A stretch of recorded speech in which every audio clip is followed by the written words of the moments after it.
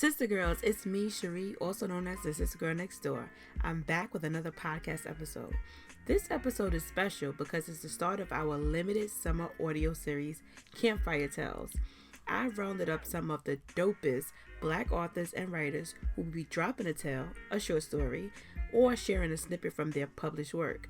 Now, I don't know where you're at, but grab a cool drink and enjoy. The third tale is The Festival by Nicole Falls. Mama needs life too, Jody. That was what my girlfriend had said that had sparked this whole summer of adventure thing I was on. Funnily enough, her name was Yvette and not whatever Jody's mama's name was in Baby Boy. Vet, alongside the rest of our childhood friend group, had talked me into finally letting my hair down and having some fun this summer. Unlike the rest of my closest girlfriends, I'd missed out on a lot of those experiences that folks considered to be rites of passage. I'd spent the bulk of those years being everything to everyone around me, instead of indulging in the special sort of selfishness that came with discovering yourself in your late teens and early 20s. That was what happened when you found yourself pregnant at 16, married and giving birth at 17, and then divorced with 2 kids by 20. Now at 36, I was finally about to get the chance to live while catering to the whims of only myself. It felt weird to call myself an empty nester, a designator typically given to folks who were closer in age to my mom and her circle than mine, but it was technically right. My oldest, 𝘾𝙖𝙢𝙥𝙛𝙞𝙧𝙚, was thriving at Howard University and had no plans of ever coming back home to live. Her younger brother, JR, had just started a summer bridge program down at Alabama State University that would usher him directly into adjusting to on-campus living. His father and I had driven him down and gotten him set up about a week ago, so beyond the phone calls I expected from him at least weekly, I was free. But I swore freedom had never felt so stifling. So much of my time had been consumed with taking my kids to this, that, or the third place, showing up on the front row for plays and games and recitals and science fairs. Essentially, if it didn't center 𝘾𝙖𝙢𝙥𝙛𝙀 or Ricky Jr., or it wasn't my job, you wouldn't find me there. Without the distraction of having to make sure my kids were straight, I found myself with a lot more free time than I usually had. So that day at Vet's house, she, Kristen, Trudy, and I came up with a list of things that I was supposed to accomplish this summer. They ranged from the mild, go to a water park and go down the largest slide, to the wild, have a one-night stand. That last one was Vet's contribution right before she quoted Baby Boy. The first thing on my list, and one of 3 things that I'd yet to check off. Something that none of my girls let me forget, since they were either there with me when I checked off items, or they could see my updates on the website they'd insisted on me using for tracking. The list was only 15 items, many of them simple enough to check off, but some things were experiences I'd never even had time nor opportunity to partake in 10 or more years ago. Vet, because she knew me entirely too well, had also added a clause that if I completed the list in its entirety, she would hand over $1,500, a Benji per task, for a job well done. Prior to that little caveat, I'd mentally decided upon going nowhere near that whole one-night stand portion of this little exercise. The inclusion of a bet of sorts, however, had upped the ante. See, I had a thing about losing. It wasn't something that I did routinely. If it were the result of circumstances I couldn't control, that was one thing.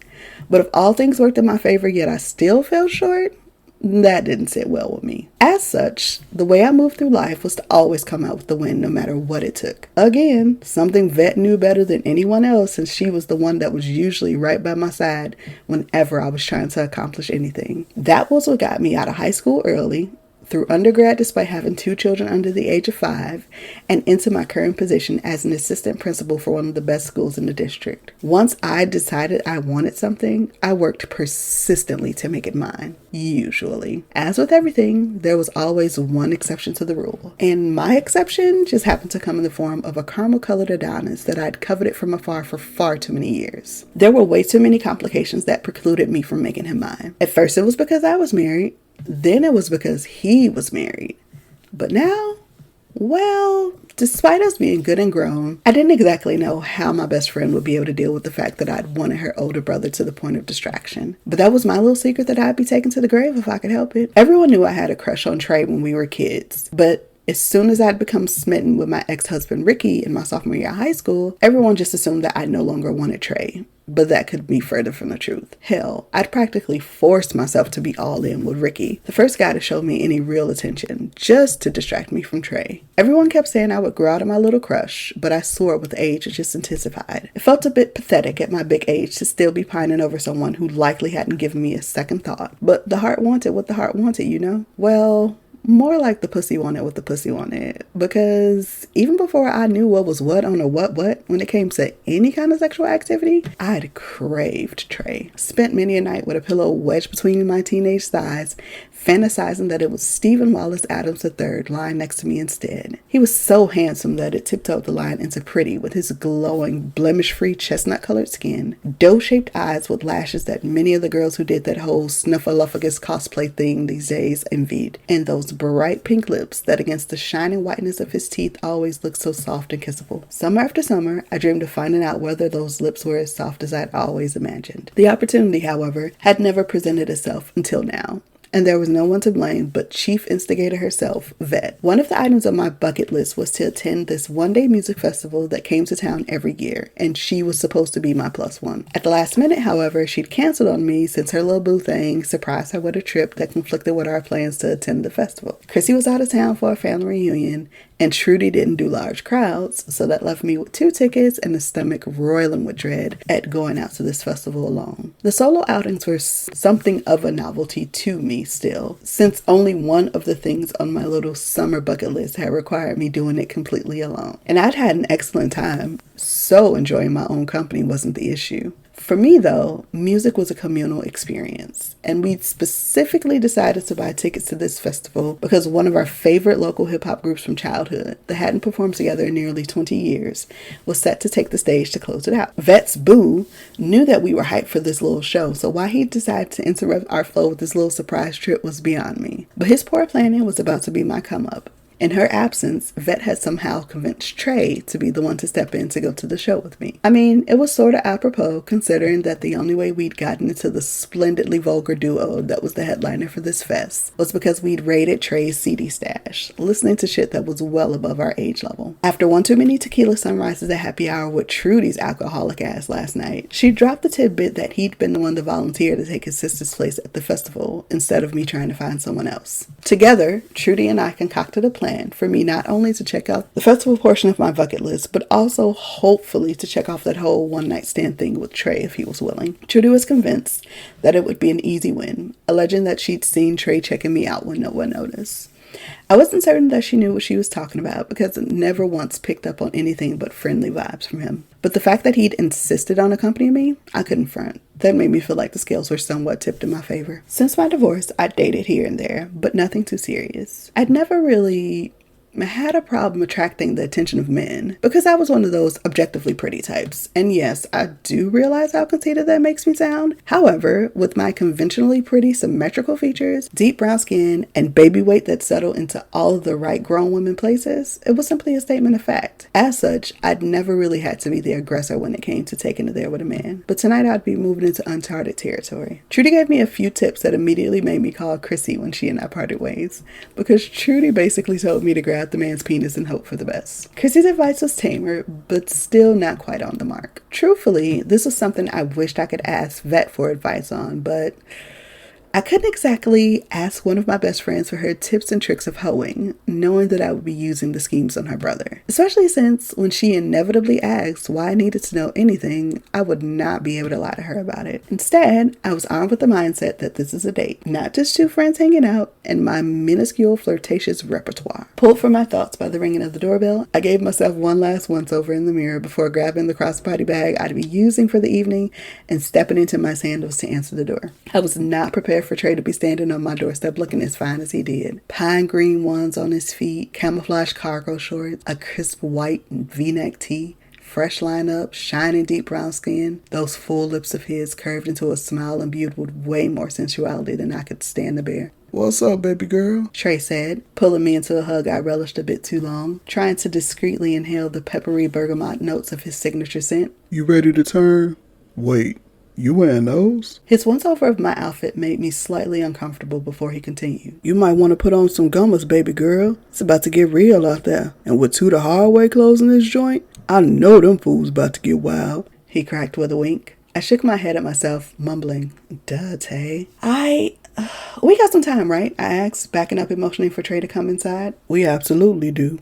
I'm only trying to see the last performance anyway, but Vet said you wanted to do the whole shebang, so I'm on your time today." "Okay, I'll be right back." I dashed up to my room, quickly whipping the cute one-shouldered Grecian-style maxi dress I was wearing over my head and stalked into my closet to find something equally cute but a bit more casual. Quickly outfitted in jean cutoffs, a tee, and sneakers, I made my way back downstairs to Trey, taking a slow stroll around my living room, inspecting the gobs of photos that dotted the room. I can't believe the shorties are all grown now, he remarked, turning towards me once I entered the space. How you holding up with all this space to yourself? The earnest concern on his face made me smile as I replied, surprisingly well, though it is a little too quiet in here most nights before I go to bed. Still getting used to that. Trey's only response to that was a tight nod and smile. Okay, so how's this? I asked, arms spread wide as I turned in a slow circle. Is this outfit good enough for today's little adventure? Now you know you make anything you put on look good, baby girl. You ready to roll? Without waiting for an answer from me, Trey turned and strolled out the front door. I grabbed my bag, slinging it over my shoulder before following his trail out and locking up. The ride from my place to the park where the festival was being held was short. The two of us silent as Too Hardaway's greatest hits provided our soundtrack. I was lost in my thoughts about whether or not I'd actually work up the guts to make a move on him, and who knows what was running through his head, honestly. It wasn't long before we were parked and Trey turned to me. Pardon my reach, baby, he murmured, angling himself across my lap to reach into the glove box and snatch out a couple lanyards, draping one of them over my head. VIP? I asked quizzically. Oh hell, how much do I owe Vet's ass for this? Trey shook his head laughing. Nah, I got a hookup on a VIP joint thanks to some friends in high places. When baby sis told me this was your first time, I knew we had to do it up right, not like the commoners. It wasn't until he made that little comment about commoners that I'd noticed that we were parked in a paved area very close to the entrance. Okay, what else does this VIP experience come with that separates us from the commoners? I asked with a hint of a giggle in my tone. Stick with me and whatever you want is yours. Trey responded easily, clasping my hand into his massive one and threading our fingers together. Come on, let's get in here. It's almost time for Shauna set. Vet told me you were a big fan of hers too.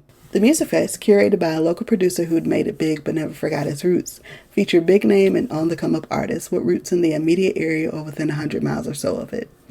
Shauna was one of the up-and-comers, someone my daughter actually put me on after she discovered her music on TikTok. Shauna effortlessly mixed rap and R&B in a way that reminded me of young Lauryn Hill, so I'd been too hyped when I saw that she was on the bill. I let Trey lead me to a slightly elevated area just to the right of the stage, with a few little tables that had reserved signs resting upon them. Pick any table you want. Cop a squat. I'll be right back with a couple drinks for us. All right, I murmured as Trey took off once again, and I investigated to see which table offered the best view of the stage without being crowded by any others who may venture up here. Once I'd finally decided on a table, another couple was ascending the staircase to the platformed area. I smiled at them in response to their friendly waves before turning my attention back to the act on stage. I was unfamiliar with the young man jumping around and yelling, but his beatmaker skills were undeniable as I bopped my head in time to the music. Trey reappeared with our drinks at the perfect time, as the kid on stage was wrapping up, and the MC told us that we had about 10 minutes before Shauna hopped on. There were no margarita options, so I got you a Douce lemonade. That's cool? Trey said, sliding the oversized drink in my direction. Oh, and a water. Logic should have told me to reach for the water first, but of course instead I took a massive gulp of the mixed drink, barely tasting the cognac as the concoction slid down my throat. This is delicious. Thank you. Trey, ball! I heard a voice call out just over Trey's shoulder, and the look on his face told me he recognized the voice immediately and wasn't pleased to run into its owner. Moments later, a man who was barely 2 inches taller than me sauntered over to where we were sitting, bending over to dap up Trey. What's goody, my G? I ain't know you was gonna be out here. Why you ain't say nothing? I could've hooked you up with some backstage joints. The guy asked excitedly. It's all good, Nico. Pete made sure I was taken care of.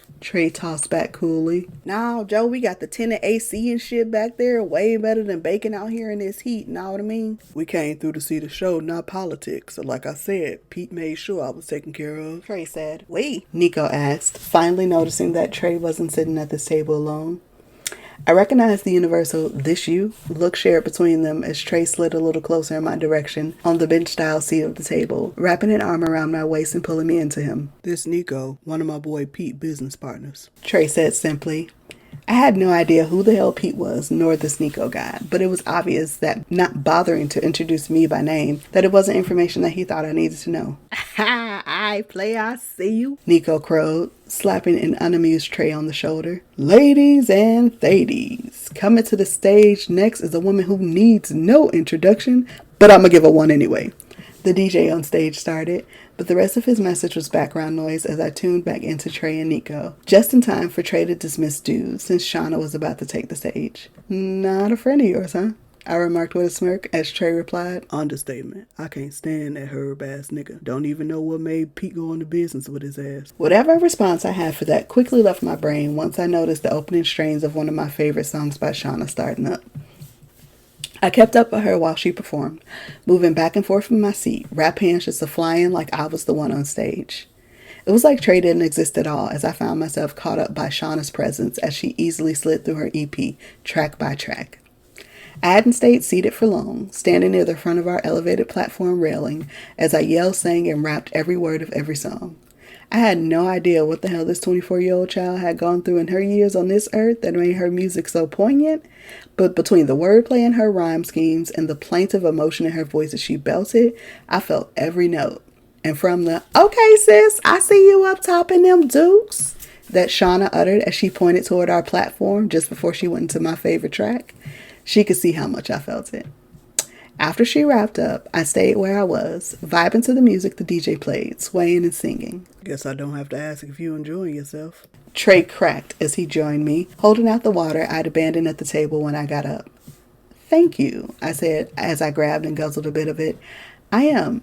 And I was probably doing a lot, but I really dig Shauna's music." Nah, I couldn't really tell. Trey teased, nudging me in the side a bit, causing me to giggle. Your ass almost caused a domestic disturbance up in here. I frowned up at him, raising an eyebrow in question. Old boy over there, he said with a subtle inclination of his head to where the couple I'd observed earlier was sitting, both of them looking decidedly less enthused about being here now. What did I do to him? Shaking all that wagon to whatever one of them songs had you super turned. Buddy's girl caught him gawking at your ass, and they was going back and forth for a while. I'm surprised they ain't disturbed your groove. They were loud as hell. I couldn't even blame homie for hawking though. I ain't know you was working with all that, baby girl. Sheesh. I rolled my eyes, trying to play off my flattery at his observation as annoyance. Anyway, I don't know anything about what you're talking about, man. Don't look now, but old girl's giving you the stinkest side out right now. Of course, I looked directly at the woman in question, and she snarled at me. Oh, hell. How about we take a little walk around of the grounds until we got to be back here to see to the hard way? I trailed off. The last thing I needed was to be getting caught up in something that had nothing to do with me.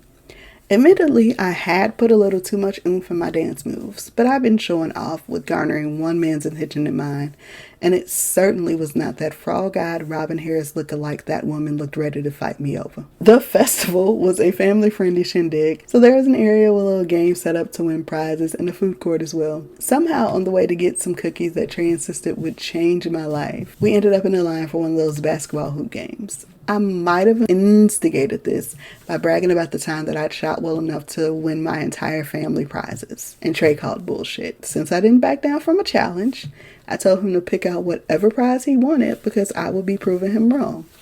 After missing the first couple shots and being heckled by the damn Carney and Trey both, I asked for one more shot. Blocking out all external noise, I just focused on the basket, hearing my daddy's words on how to beat this game echoing in my head. That shot went in, all net, effectively shutting both men up as I preened and strutted back and forth talking shit. "Go ahead and pick your prize, baby boy," I crooned in Trey's direction. "Spare no expense. Mama got you with just a flick of the wrists."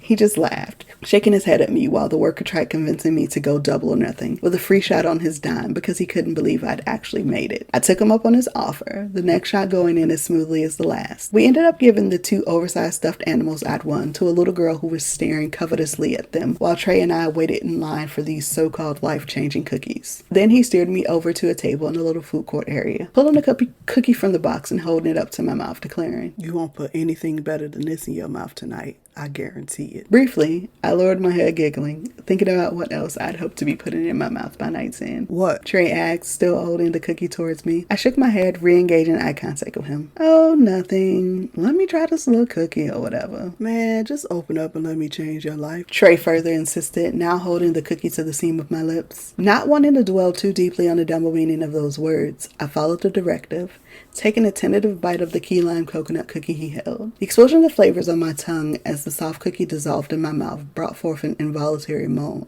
"Oh my."